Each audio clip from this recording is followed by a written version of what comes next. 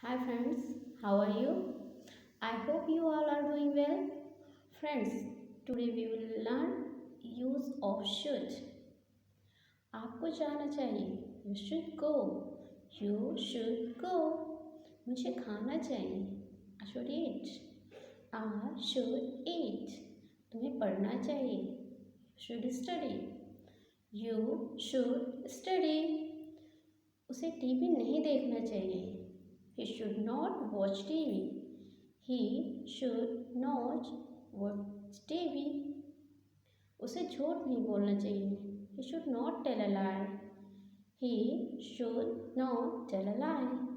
हमें सच बोलना चाहिए. We should speak the truth. We should speak the truth. मैं क्या खाऊं? What should I eat? What should I eat? मैं कहाँ जाऊँ? Where should I go? Where should I go? मैं क्या बोलूँ? What should I speak? What should I speak? क्या मैं जाऊँ? Should I go? क्या मैं खेलूँ? Should I play? क्या मैं बोलूँ? Should I speak?